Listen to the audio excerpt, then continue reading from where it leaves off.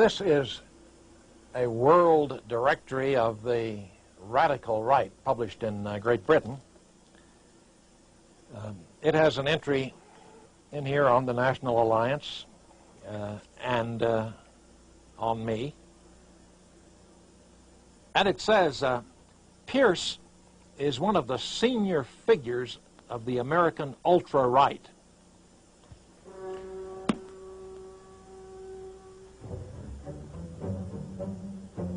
We've had a wet spring this year, and the weeds around here have gotten out of control.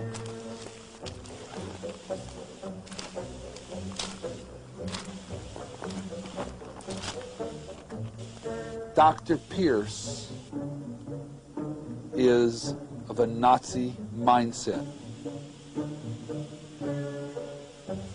Many people call us racists. They call us hate mongers. He is still somewhat involved indirectly with what's left of the Aryan nations and somewhat with the KKK.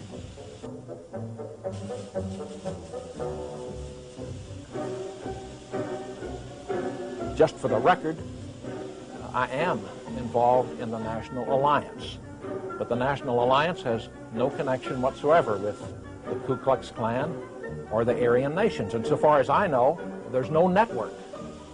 And the National Alliance has never been involved in terrorism or any other illegal activity. For a tiny community like Arlington, West Virginia, and for Dale's small sheriff's department, the arrival of Pierce and his gang of neo-Nazis came as quite a shock. We told you government informants say Pierce got several $100,000 from West Coast armored car robberies committed by neo-Nazi terrorists on the West Coast, and that Pierce used that money to set up his West Virginia complex. They seem to think that if they tell a big enough whopper and repeat it often enough, that the average citizen will believe it. I'm supposed to be receiving money from bank robberies and planning to launch some sort of a nuclear war against the country. He is following the philosophy, the goals, and the actions of his mentor, Adolf Hitler. I'm supposed to have an ambition to be a new Hitler. My novel, the Turner Diaries, is supposed to be a blueprint for my takeover of the country. Federal investigators say Pierce's book, The Turner Diaries, is seen by neo-Nazi terrorist organizations as the Bible of the far right.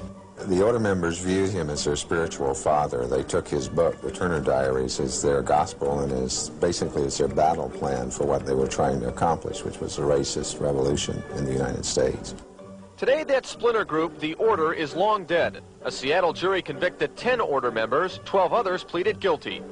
Testimony in the Seattle racketeering case consistently pointed in one direction, Washington, D.C., and consistently pointed at one person, William Pierce. The Jewish organization has put out the story that I'm a dangerous terrorist, that instead of being the mild-mannered minister, writer of occasional novels and former university professor that I pretend to be, I'm really a sort of evil Dr. No.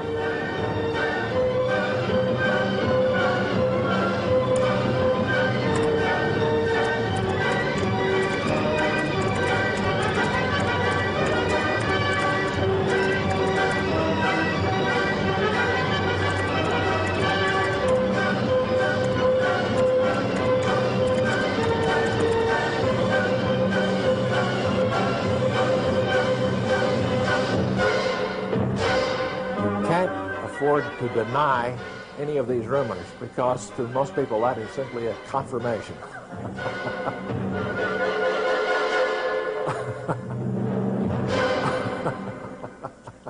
I'm William Pierce. I'm the founder and the organizer of the Cosmotheist Community Church. My name is Olga Pierce. I am Dr. William's best wife, and I am Martha Agnes Keys. I am living here on a property about 3 years with a cosmetized community church, and I'm helping my husband with his work, with his correspondence, and I'm helping him doing other small chores, and Martha helping him mostly of the construction works. Fine, that's enough. You don't want to knock it in too far. In the Cosmotheist Community Church, we wanted to establish a new community. It's often difficult to coax the kind of people that we need away from the affluent lifestyle in the big city and get them out here where they have to use a pick and shovel and a hammer and saw. So we grow rather slowly because we've only got 3 households out here now. And I feel almost apologetic in talking about that. So.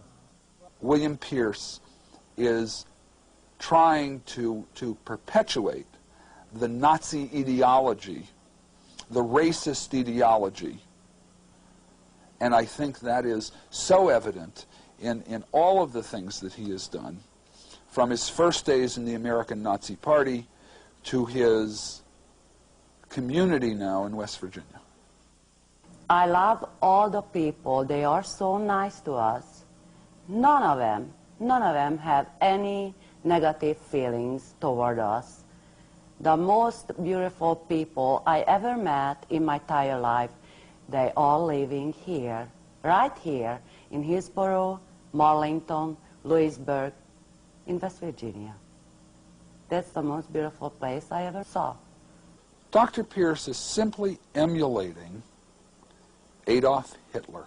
He's got women there to breed them.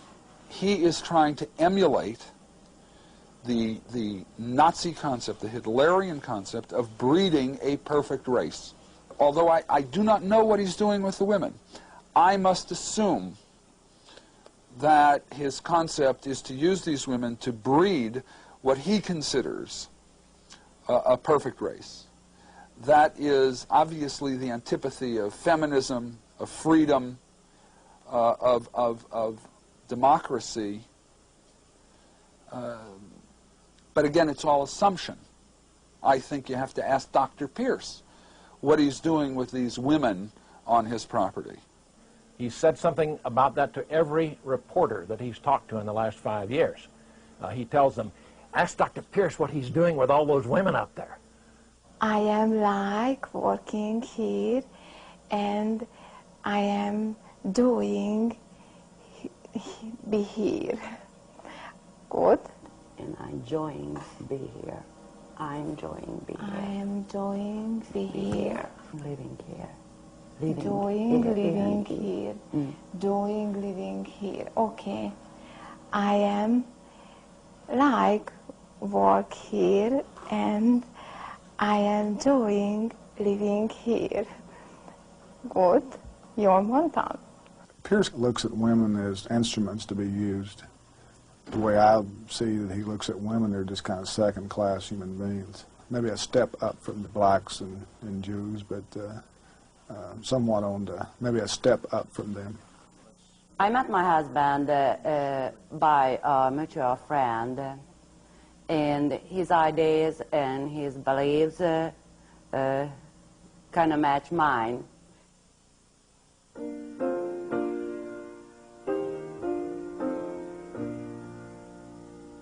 Race of beauty, race of light, I will strive to build thy might.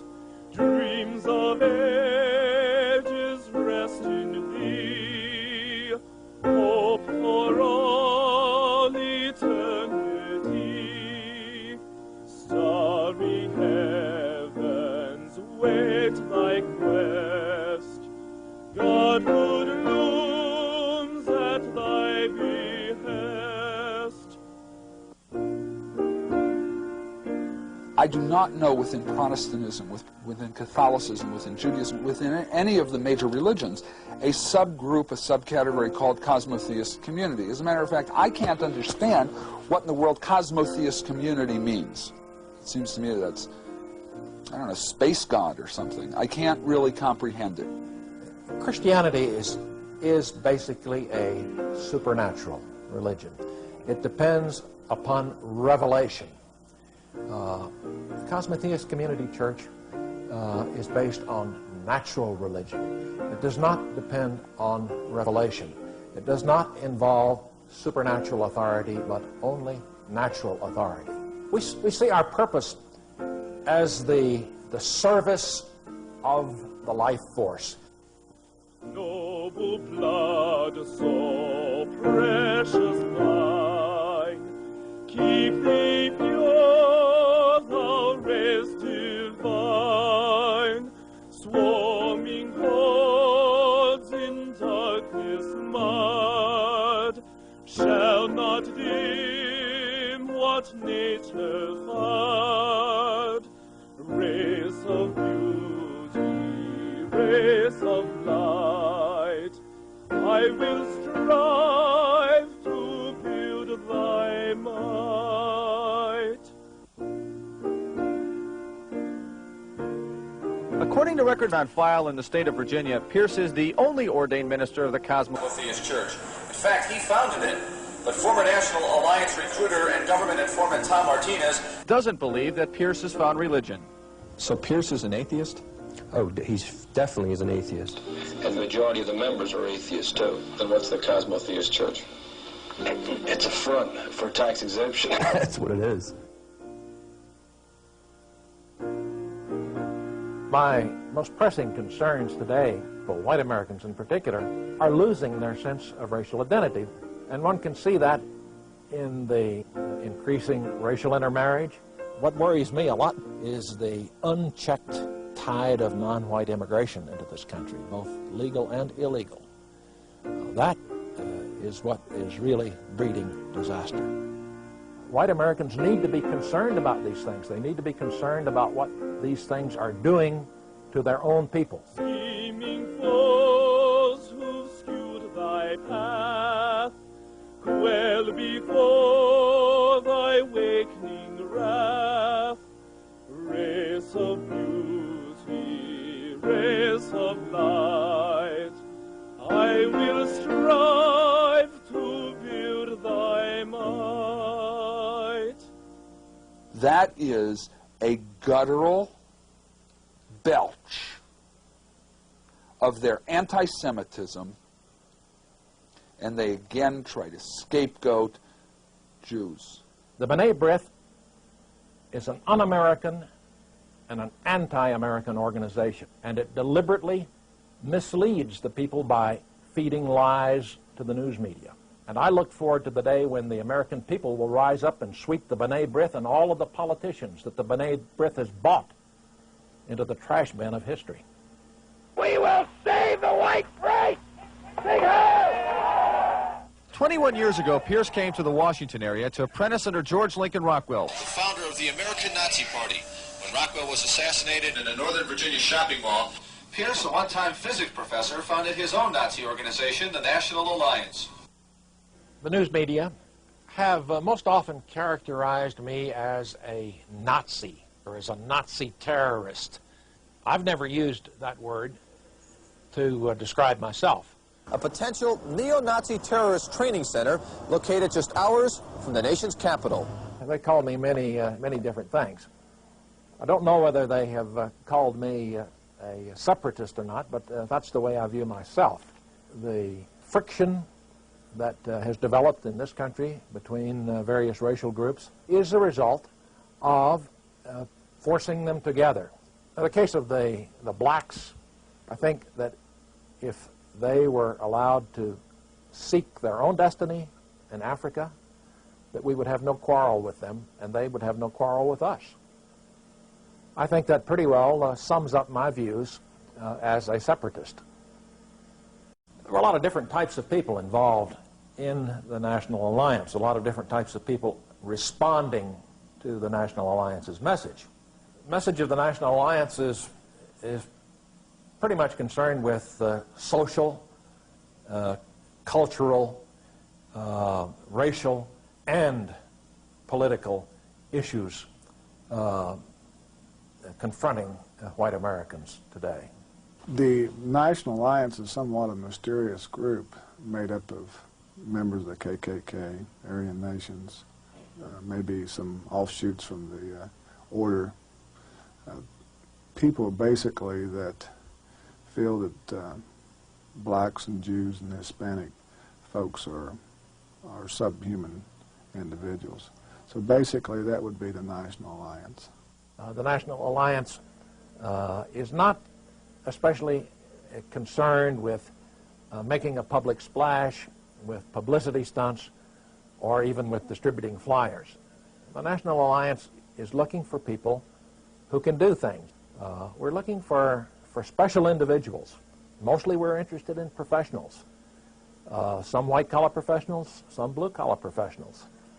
People who can write, people who are good at fundraising, people who are good editors, people in the universities who can help us recruit other people. We're looking for special individuals. We will save, we will save, we will save, we will save the white race! Dr. William Pierce's philosophy of dealing with blacks, of dealing with Jews, and I suggest of dealing with Japanese, is lining them up against the wall and killing them all. That's obvious from the Turner Diaries. The thing which has attracted a lot more public attention than our church here has been the fact that I wrote a book, the Turner Diaries, using the pen name Andrew MacDonald. It is a novel, it is a scenario of the takeover of America by white supremacists. It starts by hanging blacks and Jews in the streets. It then goes on to the point of nuclear weaponry, wherein the white supremacists take over the world for an Aryan society. That novel is probably the most violent, vicious, racist document that I have ever read. The FBI has labeled the Turner Diaries as a manual of hatred. Liberals in the news media likewise have condemned it and called it the Bible of right-wing extremists. The Turner Diaries is probably the most controversial book in America. If the government had the power to ban books, the Turner Diaries would be at the top of the list. That, I think, is a generally accurate statement. We would rather stand up here and talk to 100 people who hate us than 1,000 who don't care. The summer of 1983 in Idaho, and the pro-Nazi organization, the Aryan Nations, is holding a rally in a park. When protesters arrive, a young lumberjack steps forward to shout down on the hecklers. Black, Latin, Asian. Hey, why don't you Jews get the heck out of here? I didn't come all the way down here to hear you. Go over there. Within a year, Robert Matthews' anger had turned from pushing matches to gunfire. Go ahead. Matthews soon gathered around him a violent splinter group of the Aryan Nations Church. Young men fascinated with the idea of a war against Jews and other minorities. Taking their battle plans from Pierce's book, The Turner Diaries, Order members began the revolution by robbing an armored car at this Seattle shopping center. In Ukiah, California came the big hit. A $3.5 million robbery of another Brinks truck. By the time Matthews died in a fire, Following a shootout with police in Seattle, he had led 23 fellow Nazis on a terrorist spree which included a series of armored car robberies, the murder of a Jewish radio talk show host, and a multi-million-dollar counterfeiting ring. Dr. Pierce was a close friend of Robert Matthews. Of course, Robert Matthews was involved in the armored car robbery and later had a shootout with the FBI where he was killed. Matthews saw Pierce as his hero. Bob Matthews was a good man who was convinced that he had to take action against the people who are destroying America, the people that pose a threat to the future of the white race worldwide. Meanwhile, other money from the order robberies reportedly went to right-wing extremists the organization supported, such as former Michigan Klan leader Robert Miles. When Tom Martinez, working as an informant, met with Matthews at this Portland motel just before a shootout with the FBI, Martinez got the word. Pierce had been well taken care of. He knew that I had not much love for William Pierce, and he said, Tom, I'm going to tell you something. He says, I know you may get upset about it, he says, but I gave Pierce a lot of money. Other witnesses say Pierce got as much as $200,000, maybe more. More than $3 million from those robberies has never been recovered. The whole thing is one implication after another that way. Part of it, stuff that's provably wrong, and part of it, stuff where I can't really prove that it's wrong, but it's simply misleading. If one asks what was the purpose of the Turner Diaries, it was to provide a fictional medium for certain ideas that I think are very important. Pierce claims that the Turner Diaries is a fictional account, but if you look at his writings historically for 20, 25 years, and then read the Turner Diaries, it's right in tune with what he's been writing about for all these years. So it's not something that he just one day sit down and with his typewriter and type the stuff up. It's his belief, it's his philosophy, it's his way of life. Well, we never caught up with the elusive Dr. Pierce. He made a rare public appearance at last summer's Aryan Nations Conference in Hayden Lake, Idaho. Each year, former Michigan Klan leader Robert Miles and others gather to press for an Aryans-only United States. It's easy to tell what groups some represent. Others wear unmarked battle fatigues as a burning cross illuminates the northwest sky.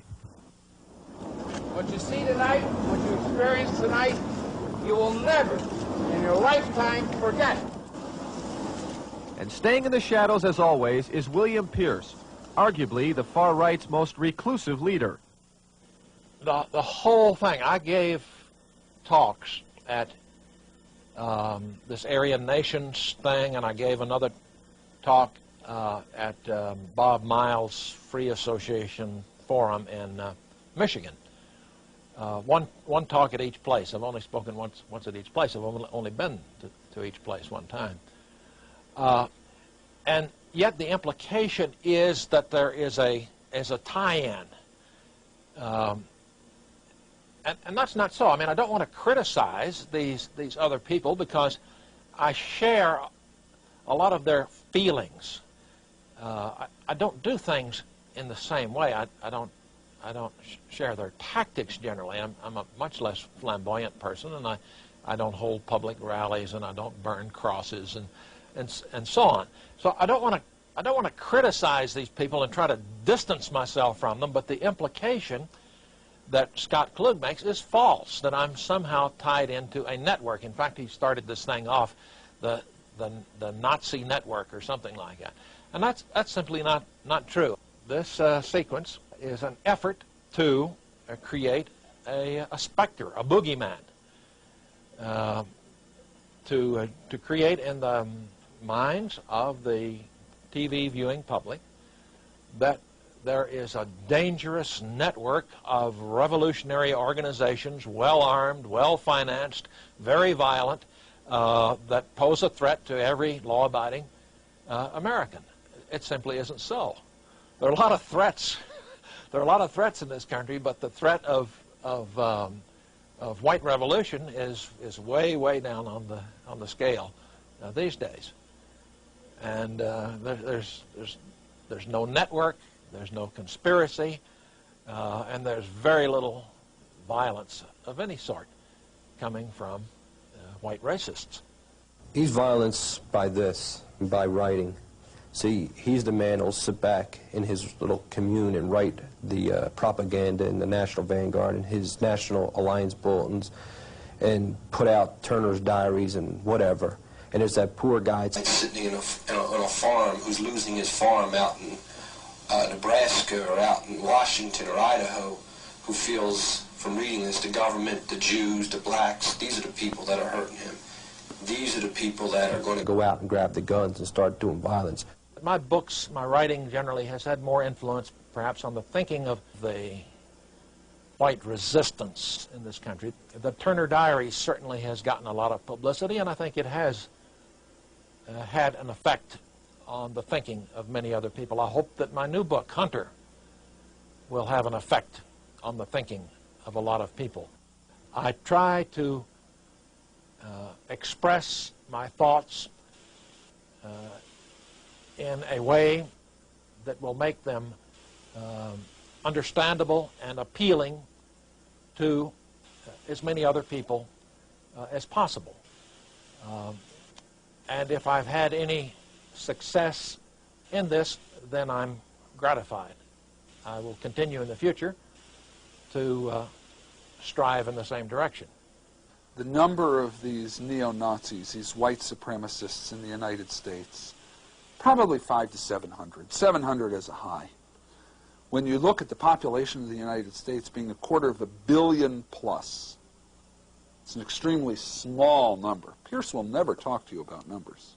We don't ordinarily talk about those things, and so probably we shouldn't get into that area of questioning. If we look at the right-wing white supremacist hate movement in the United States, the numbers year after year after year become smaller and smaller. People aren't haters. People realize that human beings are human beings. Dr. Pierce, unfortunately, has not reached that level. Dr. Pierce still hates. He can recruit people to his, quote, community, but it's not a mass migration. It's not a mass movement, because the American public is not accepting racism, bigotry, and the genocide that Dr. Pierce pontificates. There were times during the 1980s when I wondered whether or not organizations like the B'nai B'rith are so much more powerful than we are that we're just overwhelmed, that there's no chance of beating them. And I suppose that there are some times that I've felt that it was a lonely battle that we're waging. I think, however, that the wind is shifting. I do think that the 1990s are going to be different. I can feel a growing response to what we have been saying for many years now. And I think that the 1990s will find many more people listening to us and thinking about what we have to say. We will save the white race! Race of beauty, race of light, I will strive to build thy might. Dreams of